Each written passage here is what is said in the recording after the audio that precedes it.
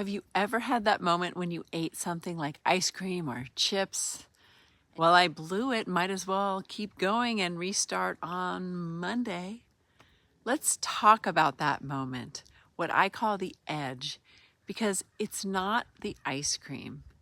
It's what happens after it that matters. And I hear this all the time from my clients. Like, I did great for like a week or two after we met, and then I just kind of forgot. I blew it. I went to a party, and then I don't know, I just couldn't get back on track.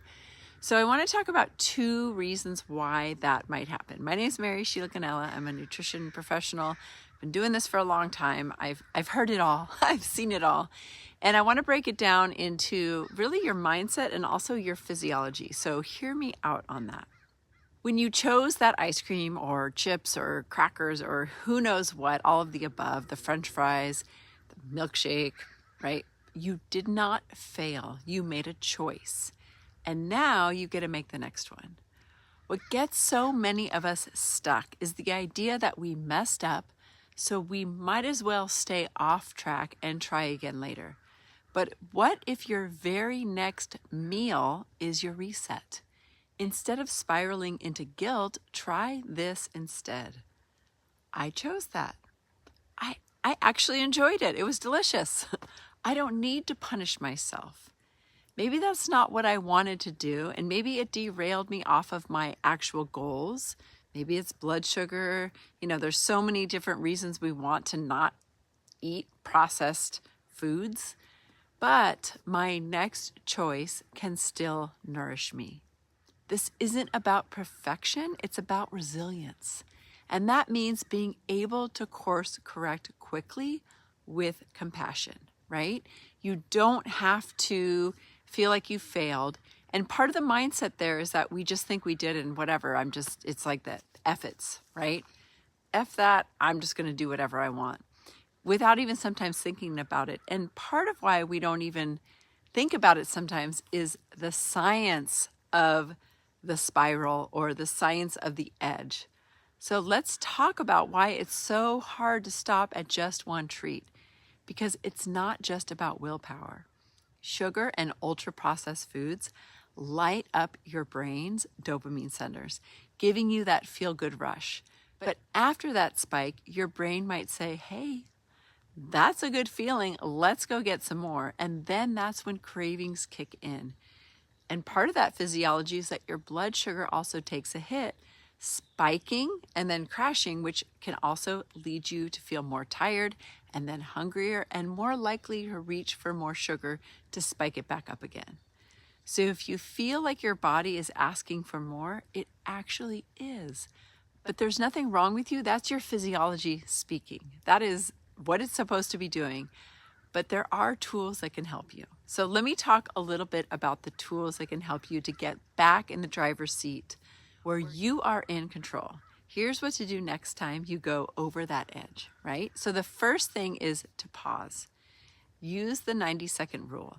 Emotions and cravings, they rise like a wave. If you pause, if you take a deep breath, and you don't act right away, the intensity often passes.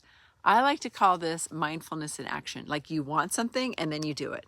But if you can take that little pause, you create a little separation there. And you might actually then make a different choice. Or at least you make a more intentional choice about that. You say, oh yeah, like I wasn't going to eat those chips, but I'm choosing to eat the chips.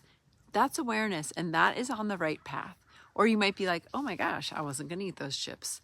Maybe I'm going to, step number 2 is maybe I'm going to hydrate. Let me have a glass of water. Sometimes that craving is actually dehydration. Try mineral water, like sparkling water or flat water, or make yourself a cup of tea. Hydrate before you grab another treat. So maybe it's just a glass of water because that's the quickest way to get there, right?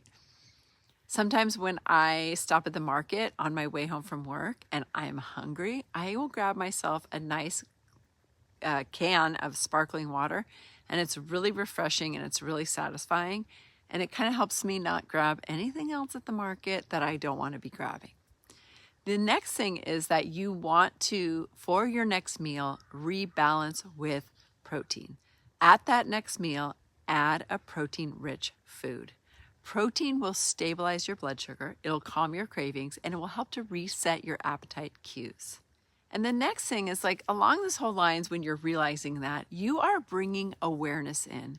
And awareness does not have to be judgmental. So instead of judging yourself, notice what's happening inside. You are collecting data, as many of my clients say. And dopamine is what is spiking. Blood sugar has likely spiked, and then cravings are like, hey, we're here for it.